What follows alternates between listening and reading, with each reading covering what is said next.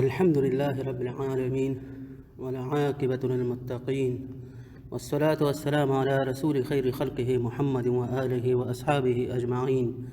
أما بعد، بسم الله الرحمن الرحيم. عن أبي هريرة رضي الله عنه قال قال رسول الله صلى الله عليه وسلم: إياكم والحسد فإن الحسد يأكل الحسنات كما تأكل النار الحطب، او کما قال علیہ الصلاۃ والسلام. حضرت ابو ہریرہ رضی اللہ عنہ سے روایت ہے کہ رسول اللہ صلی اللہ علیہ وسلم نے فرمایا: حسد سے بچو، کیونکہ حسد نیکیوں کو ایسے کہا جاتا ہے جیسے آگ لکڑیوں کو کہا جاتی ہے. آج کے درس میں ہم ایک باطنی بیماری اور ایک گناہ کبیرہ کے بارے میں کچھ تفصیل آپ کو بتائیں گے، جس کو حسد اور جیلسی کہتے ہیں. کسی سے جیلس ہونا، جلنا، حسد کرنا. حسد کی تعریف اور ڈیفینیشن یہ ہے کہ دین و دنیا کی کوئی بھی نعمت ہو، کسی کے پاس دین و دنیا کی کوئی بھی نعمت دیکھ کر اس سے جلن پیدا ہونا اور اس نعمت کے زوال کی تمنا اور خواہش کرنا کہ اس سے یہ نعمت کسی طریقے سے چھین جائے اور مجھے ملے، اسے حسد کہتے ہیں. یا یہ خواہش کرنا کہ اس کے پاس دین و دنیا کی جو بھی نعمت ہو، جو بھی سہولت اور فیسلٹیز ہوں دنیا کی یا دین کی کوئی بھی نعمت ہو، وہ اگر میرے پاس نہ بھی آئے، مجھے نہ بھی ملے، لیکن اس سے یہ چھین جائے کسی طریقے سے، اس سے یہ نہ ملے، اسے حسد کہتے ہیں، جیلس ہونا کہتے ہیں، جیلسی سے کہتے ہیں. تو یہ ایک باطنی بیماری ہے، ایک دلی بیماری ہے، یہ گناہ کبیرہ ہے اور یہ حرام ہے. جیسے کہ ہم نے ابھی حدیث میں بھی یہ پڑھا، نبی کریم صلی اللہ علیہ وسلم نے فرمایا: حسد سے بچو، کیونکہ حسد نیکیوں کو ایسے کہا جاتا ہے، یعنی نیکیوں کو حسد ایسے ضائع کر دیتا ہے، حسد کی وجہ سے نیکیاں ضائع ہو جاتی ہیں جیسے آگ لکڑیوں کو کھا جاتی ہے. جس طرح ہم دیکھتے ہیں کہ آگ میں ہم لکڑیاں رکھتے ہیں، پھر وہ فوراً ہی وہ جلا دیتی ہیں، تو اسی طرح حسد سے نیکیاں بھی ضائع ہوتی رہتی ہیں. انسان اس خوش فہمی میں رہتا ہے کہ میں نے تو بہت ساری نیکیاں کی ہیں دنیا میں، قیامت کے دن میں اللہ کے روح جب پیش ہوں گا تو اپنی نیکیاں اللہ تعالیٰ کے حضور ہم پیش کریں گے. لیکن جب اللہ تعالیٰ کے روبرو وہ کھڑا ہوگا وہ انسان، تو وہاں دیکھ لے گا کہ اس کی کوئی بھی نیکی نہیں. کیونکہ اس نے حسد کیا ہے، اس گناہ کبیرہ میں وہ مبتلا ہوا ہے. اس نے ایک دوسرے مسلمان سے اس نعمت کے زوال کی تمنا کی ہے بغیر کسی وجہ کے، اس سے بغض کینہ رکھا ہے. تو یہ حسد باطنی بیماری ہے. جس طرح ہم پر ظاہری گناہوں سے بچنا لازم ہے، جیسے چوری، ڈاکہ اور زنا، شراب، کسی کو گالی دینا، کسی کو قتل کرنا، کسی کو مارنا، جو بھی گناہ ہو، جس طرح ہم پر یہ فرض ہے کہ ہم ان سے بچ جائیں، اس ظاہری گناہوں سے، اسی طرح ہم پر یہ بھی فرض ہے کہ ہم باطنی گناہوں سے بھی بچیں. باطنی گناہ کون سے ہیں؟ جیسے تکبر، حسد، عجب جسے خود پسندی کہتے ہیں، یہ سب باطنی بیماریاں ہیں. تو حسد ایک باطنی بیماری ہے، اس سے بچنا لازم ہے. اس وجہ سے نبی کریم صلی اللہ علیہ وسلم نے فرمایا، آگ کی مثال دی اور لکڑی کی مثال دی کہ جیسے آگ لکڑیوں کو کھا جاتی ہے، اس طرح آپ کے وہ نیکیاں بھی ضائع ہوتی رہتی ہیں. اگر آپ دیکھیں تو آگ دو قسم کے آگ ہوتے ہیں. ایک آگ اس طرح سے وہ اس میں جب ہم لکڑیاں رکھتے ہیں تو ایک دم سے وہ سلگتی ہے، جلاتی ہے، فوراً ہی وہ لکڑیاں جلا دیتی ہیں، تیز ترین آگ ہوتی ہے وہ. اور ایک آگ اس طرح ہوتی ہے کہ جب ہم اس میں لکڑیاں رکھتے ہیں تو وہ آرام سے جلاتی ہیں. یہ حسد بھی اس طرح ہے کہ کسی کے دل میں حسد پیدا ہو تو وہ آرام سے اس کے دل میں نفرت پیدا ہوتا رہتا ہے، بغض کینہ وہ رکھتے ہیں اس دوسرے مسلمان سے، اور روزانہ جب بھی اس کے پاس وہ نعمت دیکھتے ہیں دین و دنیا کی تو وہ روزانہ ہی جلتا رہتا ہے، روزانہ ہی وہ جیلس ہوتا رہتا ہے. تو آرام سے اس کی ساری نیکیاں جو ہیں وہ ضائع ہوتی رہتی ہیں. تو یہ حسد بہت خطرناک باطنی بیماری ہے اور یہ گناہ کبیرہ بھی ہے، ہمیں اس سے بچنا چاہیے. اور مردوں میں بھی یہ بیماری عام ہے، خواتین میں، خصوصاً خواتین میں بہت زیادہ عام ہے۔ جب وہ کسی دوسری خاتون کے ساتھ جو بھی دین و دنیا کی نعمت ہو، مثلا اس کے پاس جیولری ہو، زیورات ہوں، قیمتی کپڑے ہوں، اس کی اولاد ہو، اس کا خاندان بہت بڑا ہو، یا کوئی بھی نعمت ہو، تو یہ دوسری خاتون پھر اس سے جیلس ہوتی ہے اور وہ حسد کرنے لگتی ہے، یہ خواہش رکھتی ہے کہ اس سے کسی طریقے سے یہ ساری چیزیں ختم ہی ہو جائیں، یہ اس سے چھین جائیں، اس کے پاس بالکل بھی نہ رہیں۔ تو یہ دل میں وہ جلتی رہتی ہے جب اس کو دیکھتی ہے، تو یہ بالکل بھی جائز نہیں ہے۔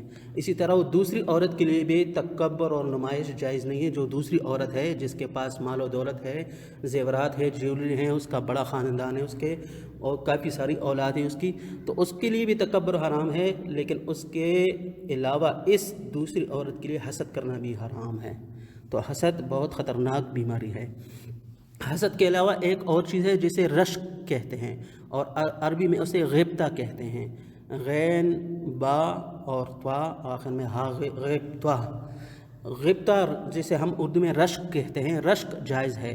رشک کا کیا مطلب ہے؟ اس کا مطلب یہ ہے کہ کسی کے پاس کوئی نعمت ہو اور ہم وہ دیکھ کر یہ تمنا اور آرزو کریں، یہ خواہش رکھیں کہ اے اللہ اس کے پاس یہ نعمت ہے، اس کے پاس بھی اچھا ہے، اس کے پاس بھی رہے، لیکن کاش مجھے بھی اس طرح نعمت مل جائے تاکہ میں آپ کا شکر ادا کروں، تو اسے رشک کہتے ہیں۔ یہ جائز ہے، یہ ناجائز نہیں ہے، لیکن حسد حرام ہے۔ اور دنیا میں بلکہ سب سے پہلے والی گناہ جو ہوئی ہے شیطان سے، وہ حسد اور تکبر ہی ہے۔ اس وجہ سے علماء فرماتے ہیں کہ شیطان کو جب حکم ہوا کہ آپ آدم علیہ السلام کو سجدہ کرو، تعظیم و سجدہ تعظیم جسے کہتے ہیں، تو اس نے تکبر کی وجہ سے انکار کیا، اور حسد کی وجہ سے اس نے سجدہ نہیں کیا اور اللہ تعالیٰ کا حکم بالکل بھی نہیں مانا، تو اس کے دل میں حسد پیدا ہوا آدم علیہ السلام سے، تو یہ سب سے پہلے گناہ تھیں۔ اور تکبر پیدا ہوا، تو تکبر اور حسد یہ شیطانی صفات ہیں، یہ شیطانی حرکات ہیں یہ سارے۔ تو سب سے پہلے گناہ جو ہوا وہ یہی حسد اور تکبر تھا، تو حسد سے بچنا چاہیے۔ اور علماء فرماتے ہیں کہ حسد کے دو اسباب ہیں۔ حسد کیوں پیدا ہوتی ہے، اس کی وجوہات کیا ہیں؟ تو اس کے دو اسباب علماء بتاتے ہیں، اور وہ دو اسباب، پہلا سبب دنیا کی محبت ہے، مطلب جس کے دل میں دنیا کی محبت ہوگی تو وہ کسی دوسرے کے ساتھ جب وہ دنیا کی فیسلٹیز اور نعمتیں ہوں گی تو اس سے حسد رکھیں گے، وہ یہ آرزو تمنا کریں گے کہ اس دوسرے کے پاس بالکل بھی یہ نہ رہے، کیونکہ اس کے دل میں دنیا کی محبت ہے، تو یہ دنیا کو اپنانا چاہتا ہے اور دوسرے کے پاس دیکھنا نہیں چاہتا۔ تو ہم نے پہلے بھی یہ پڑھا تھا کہ دنیا بقدر ضرورت استعمال کرنا منع نہیں، لیکن دنیا کے ساتھ محبت رکھنا یہ منع ہے۔ تو دنیا کے ساتھ محبت رکھنا، دلی محبت رکھنا، یہ پہلا سبب ہے حسد کا۔ تو حسد کے اسباب جاننے چاہیے، تو ہم کو چاہیے کہ ہم دنیا سے محبت کبھی بھی نہ رکھیں، دنیا بقدر ضرورت استعمال کریں۔ کسی کو اگر ہم دیکھ بھی نہیں کہ اس کے پاس بہت سے فیسلٹیز ہیں، نعمتیں ہیں اللہ تعالیٰ کی، بہت مال و دولت جو بھی ہو، تو ہم بس اللہ تعالیٰ کا شکر ادا کریں، کہ ہم اپنی حالت پر شکر ادا کریں کہ ہم جیسے بھی ہیں بس اس پر اللہ تعالیٰ کا شکر ہے۔ اس کے پاس جو نعمتیں ہیں وہ اللہ تعالیٰ کی آزمائش ہے ان پر، ان کو بطور آزمائش وہ نعمتیں دی ہیں کہ اس نعمتوں میں وہ رہ کر شکر ادا کرتے ہیں کہ نہیں۔ اور ہمارے پاس جب یہ نعمتیں نہیں ہیں تو نہ ہونا ہمارے لیے آزمائش ہے کہ آپ کے پاس یہ فیسلٹیز اور نعمتیں یہ نہیں ہیں، تو اللہ تعالیٰ پھر ہمیں دیکھتے ہیں کہ یہ شکر ادا کرتا ہے کہ نہیں ادا کرتا۔ اب اگر کوئی انسان شکر ادا کرتا ہے تو وہ اس آزمائش میں پاس ہو جاتا ہے، وہ فیل نہیں ہوتا۔ اور جس کے پاس وہ نعمتیں ہوتی ہیں، اگر وہ اس نعمتوں کو صحیح طریقے سے استعمال نہیں کرتا، وہ شکر ادا نہیں کرتا، تو وہ اس پر اپنی آزمائش ہے، مطلب دونوں طرف سے آزمائش ہیں۔ تو یہ بطور آزمائش دی گئی ہیں جتنی بھی نعمتیں ہیں۔ تو دنیا کی محبت کی وجہ سے کوئی انسان حسد رکھتا ہے، تو ہمیں دنیا سے محبت نہیں رکھنی چاہیے، بس دنیا بقدر ضرورت استعمال کرنی چاہیے، اور سارا نظر ہمارا جو ہو وہ آخرت پر ہو، قیامت کے دن پر ہو، نیک اعمال پر ہو، اپنے آپ کو گناہوں سے بچانے پر ہو، اپنی باطنی بیماریوں سے اپنے آپ کو بچانے پر ہو۔ تو یہ دنیا کی محبت پہلا سبب اور پہلی وجہ ہے یہ حسد کے لیے۔ اور دوسری وجہ بغض اور کینہ رکھنا۔ جب ہمارے دل میں کسی مسلمان سے نفرت ہوگی، بغض کینہ ہم رکھیں گے، اپنے دل کو صاف نہیں رکھیں گے، اس کو معاف نہیں کریں گے، تو ضرور اس کو دیکھ کر ہم حسد کریں گے، اس کے پاس جو بھی چیز ہو ہم اس کی تمنا کریں گے، خواہش رکھیں گے کہ یہ کسی بھی طریقے سے اس کے پاس بالکل بھی نہ رہے۔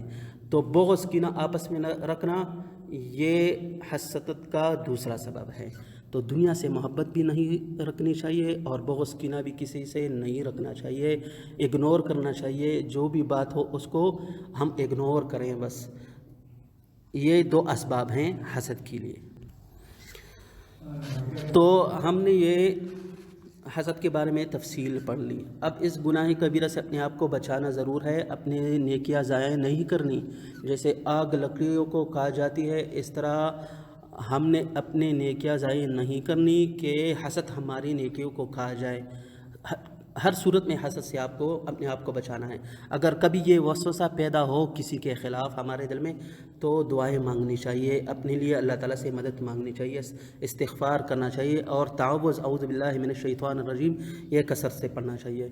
حسد کا علاج بھی ہے، مطلب جو شخص اس میں مبتلا ہو اور وہ یہ چاہے کہ مجھے اپنا علاج کرنا چاہیے تو اس کا علاج بھی ہے۔ علماء فرماتے ہیں کہ سب سے پہلے تو اللہ کی تقسیم پر راضی رہنا چاہیے کہ بس جو بھی ہو میں اللہ تعالیٰ کے تقسیم پر راضی ہوں، یہ اللہ تعالیٰ کی دین ہے، کسی کو کم دے کسی کو زیادہ دے، جس کو زیادہ دے وہ اس پر آزمائش ہے، جس کو نہ دے اس پر بھی آزمائش ہے، دونوں پر آزمائش چل رہے ہیں۔ تو اللہ تعالیٰ کی تقسیم پر ہر وقت راضی رہنا کہ اللہ بس ہم آپ سے راضی ہیں، ہر حال میں راضی ہیں، جو بھی نعمتیں ہمارے پاس نہیں ہیں اس پر بھی راضی ہیں، جو ہمارے پاس ہیں اس پر بھی راضی ہیں۔ تو اللہ تعالیٰ کی تقسیم پر ہر وقت راضی رہنے سے یہ پہلا علاج ہے۔ دوسرا علاج یہ ہے کہ دنیا کے ساتھ محبت نہ رکھے، مطلب دنیا کو بقدر ضرورت استعمال کرے لیکن دنیا سے متاثر نہ ہو، اپنے سے بڑے مرتبے والے جو دنیاوی لحاظ سے ہیں اس سے متاثر نہ ہو، دنیا سے محبت نہ رکھنا، یہ دوسرا علاج ہے حسد کا۔ اور تیسرا علاج یہ ہے کہ آخرت کے دن پر نظر ہو، قیامت کے دن پر، حساب کتاب پر، اللہ تعالیٰ کے روبرو پیش ہونے پر، نیک اعمال کرنے پر بار بار آخرت اور قبر کی وہ یاد دلائے کہ ہمیں اللہ تعالیٰ کے سامنے پیش ہونا ہے۔ ہمیں اگر میں حسد کر بھی لوں اس نعمت کے بارے میں تو میری نیکیاں ضائع ہو جائیں گی، پھر میں آخرت میں اللہ تعالیٰ کے سامنے کیا پیش کروں گا۔ تو یہ ایک علاج ہے تیسرا۔ اور چوتھا علاج یہ ہے کہ اس شخص کے لیے دعائیں مانگنی چاہیے، جس شخص سے حسد ہو اس کے لیے زیادہ سے زیادہ دعائیں مانگنی چاہیے تاکہ شیطان دور ہو جائے اور یہ شیطانی حرکات اور وسوسے وہ وساوس وہ چلے جائیں۔ اس کے لیے دعائیں مانگنی چاہیے کہ اے اللہ اس کے پاس یہ نعمتیں ہیں، آپ اور مزید بھی ان کو دے دیں تاکہ وہ دین کی خدمت کے لیے یہ استعمال کرے، اور اگر وہ دیندار نہیں ہے تو ان کو یہ نعمتیں دے کر ان کو آپ دیندار بنا دیں۔ ان کے لیے جو بھی دعا ہو بس آپ ان کے لیے دعائیں مانگیں اور اپنے لیے بھی دعائیں مانگیں کہ اللہ یہ باطنی بیماری مجھ سے دور فرما۔ تو دوسرے شخص کے لیے جس سے حسد ہو، جیلس ہوں آپ، تو اس کے لیے زیادہ سے زیادہ دعائیں مانگنا یہ حسد کا آخری علاج ہے۔ 2-4 مرتبہ 3 مرتبہ آپ جب اس طرح کریں گے، دنیا کے ساتھ محبت نہ رکھنا، اس کے لیے دعائیں مانگنا، اللہ تعالیٰ کی تقسیم پر راضی رہنا اور آخرت پر نظر کرنا، اپنی نیکیوں پر نظر کرنا تاکہ کہیں میری نیکیاں ضائع نہ ہو جائے، اس علاج سے آپ کی پریکٹس ہوتے ہوتے انشاءاللہ یہ حسد ختم ہو جائے گا۔ وآخر دعوانا ان الحمد للہ رب العالمین۔